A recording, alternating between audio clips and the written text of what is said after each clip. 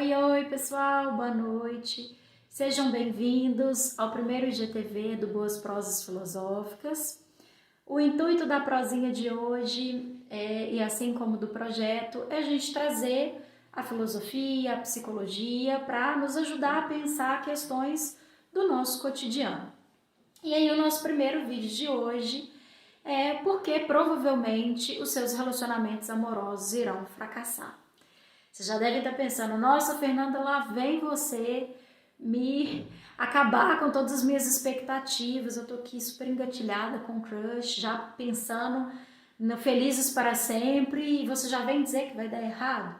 Calma, gente, acompanhe até o final, que vocês vão entender qual é o sentido, né, dessa fala tão forte.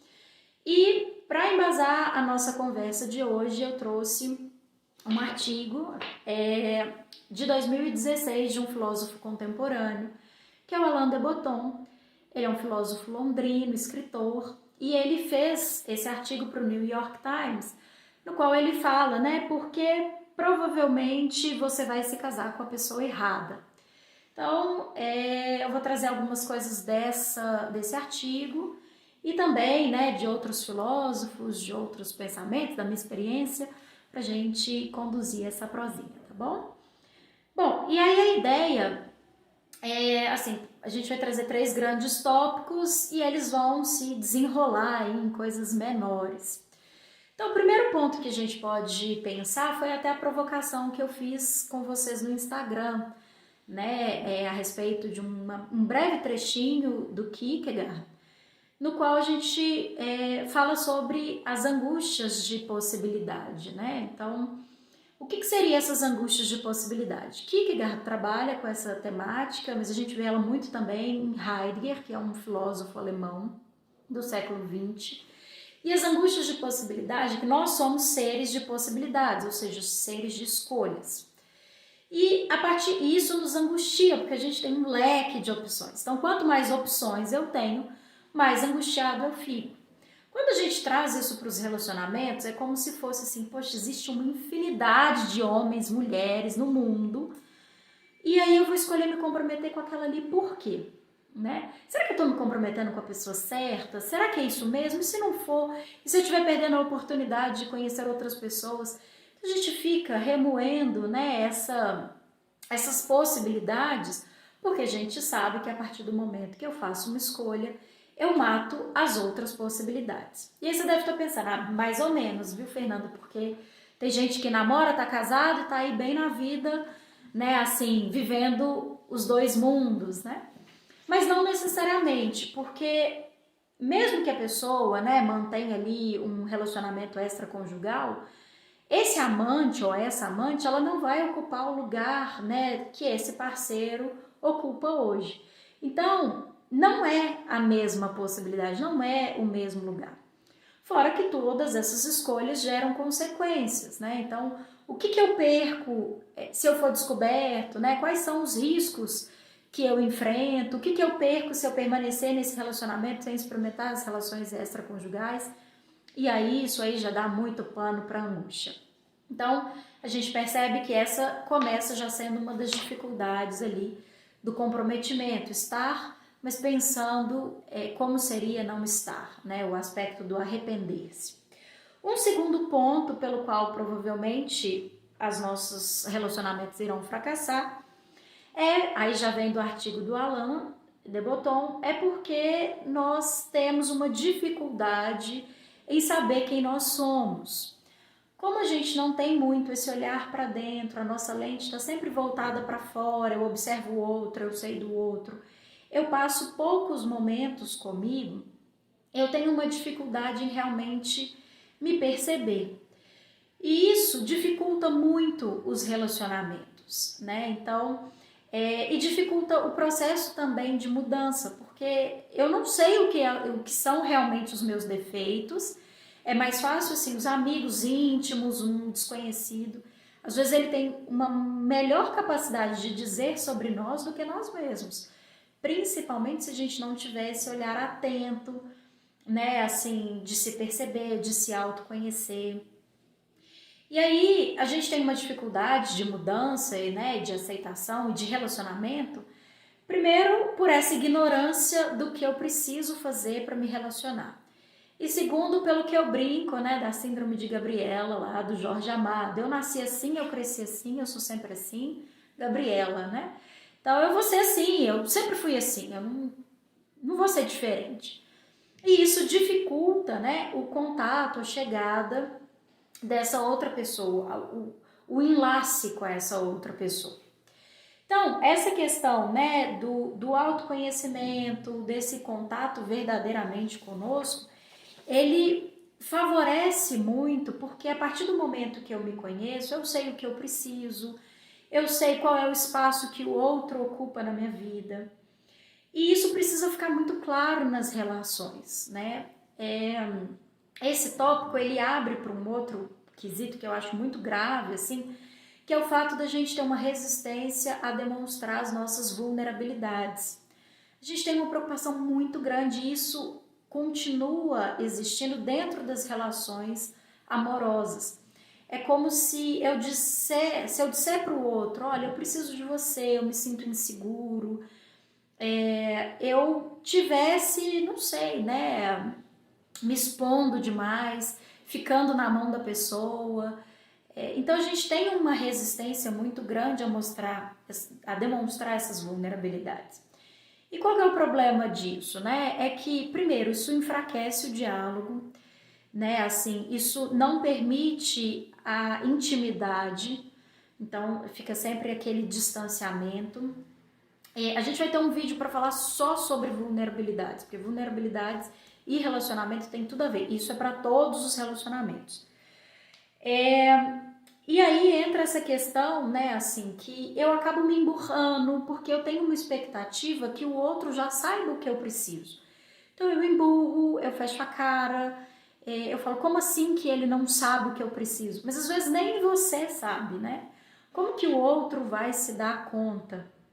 O autor, o Alain de Botton, ele fala, né, ele traz nesse artigo algumas pesquisas, assim, da psicologia, que ele fala que nós temos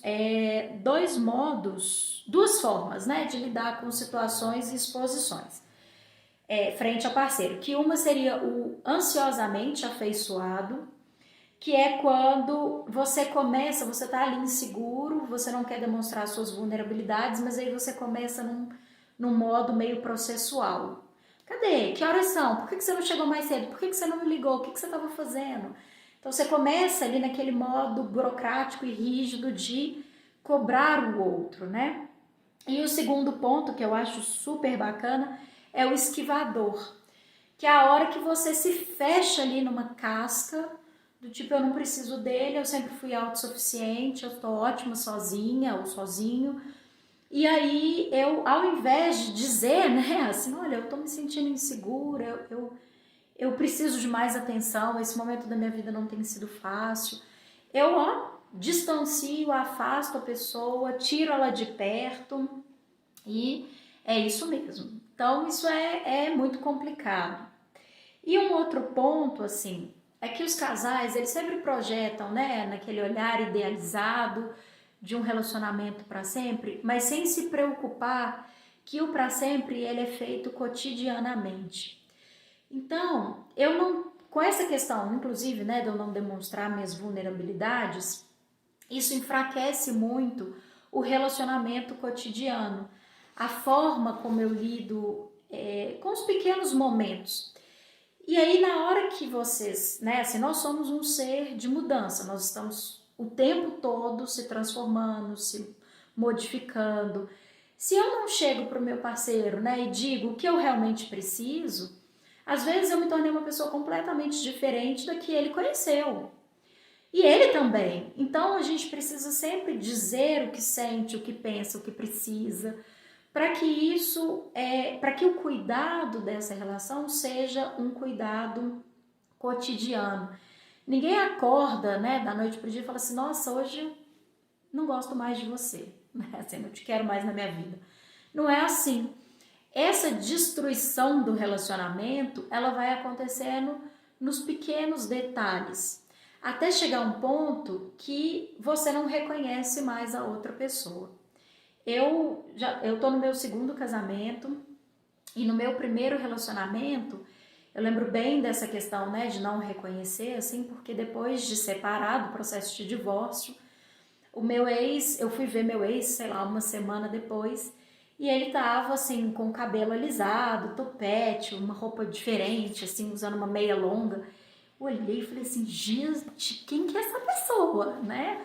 Que eu não faço nem ideia, sei lá, tem uma semana, 10 dias que eu não o via, e é como se fosse uma pessoa completamente diferente. Então, se eu não disser para o meu parceiro, né, cotidianamente sobre as minhas questões, como que, igual a gente faz no início, se eu não me apresentar para o meu parceiro, como que ele vai me conhecer, né? Assim, como que a gente vai se reconhecer? E aí um último ponto, assim, é a questão das formas reativas do nosso diálogo. Então é isso, como eu já não me conheço muito bem, eu tenho uma sensação de que tudo que o outro vai dizer sobre mim é num tom de crítica. Às vezes é mesmo, né? Às vezes a pessoa gosta de, né, pegar o serzinho do mal, como brinco uma amiga minha, e cutucar a outra para machucar, para trazer de um lado que não é construtivo, é destrutivo. Mas muitas das vezes, se a gente começa a entender, né, que na relação com o outro, ela não é uma relação perfeita, que o outro não é perfeito, que eu não sou perfeito, eu começo a entender que nessa relação o outro vai me frustrar, vai me machucar, vai me chatear. Então vira realmente uma relação que eu compreendo, é meio que eu amo e odeio aquela pessoa. E que tá tudo bem. Tem dias que eu tô amando e tem dias que não, né? Eu e meu marido, a gente tem essa brincadeira. Eu falo, agora eu tô te amando mais. Não, hoje eu não tô não, porque isso não foi bacana. Então você vai realmente entendendo que terão momentos né, assim, melhores e momentos que a pessoa ela vai te frustrar, ela vai te decepcionar. Então, o Alain de Botton, ele fala, né, que o amor ele é uma habilidade que ele precisa ser aprendida como qualquer outra, que ela não é instintiva como se pensa. Isso é super legal, porque a gente começa a vida, né, recebendo amor. Então, os nossos pais, né, no melhor dos casos, eles dão aquele amor incondicional. Então, a gente acostuma com essa forma de amor e acredita que vai ser assim também na vida adulta, que o outro vai me servir, né, que eu vou receber esse amor. Então, ele fala que nessa nossa sociedade, nós somos estimulados a escolher o amor de forma instintiva. Vai, sente, né? Sente o que você... Vai de acordo com o que você está sentindo. Mas ele fala que está muito ligado às nossas experiências infantis. Então, se você não recebeu um amor na infância, né? Se às vezes os seus pais foram muito rígidos, muito duros com você, né? É mais fácil você escolher essa relação devido à familiaridade e não porque você realmente se adequa a ela. Então você escolhe essa relação porque é o que você já está acostumado, né? Você sempre foi tratado dessa forma, então para você aquilo faz todo sentido. E não porque você realmente entende que aquilo faz bem para você. Isso ajuda a entender o porquê que muitas das vezes a gente permanece aí em relacionamentos abusivos, tá? E aí, enfim, né, assim, provavelmente os nossos relacionamentos amorosos, então, eles vão fracassar, porque embora a gente idealize, né, esse felizes para sempre, para eles darem certo, a gente precisa fazer um movimento, um esforço, né, assim, para estabelecer essa intimidade, para se reconhecer e aí eu conseguir distinguir o que é meu, o que é do outro, e também entender qual é o investimento de energia que eu dou para essa relação. Com 2 anos, com 10 anos, com 20 anos, principalmente no momento que a gente vivencia o Zygmunt Bauman, né, ele fala do amor líquido. Mas essa conversa do amor líquido vai ficar para o próximo IGTV, para a nossa próxima prosinha. Então não deixem de acompanhar, deixem as perguntas, não sei se eu falei muito rápido, mas espero que tenha ficado claro. Beijo, beijo e até a próxima!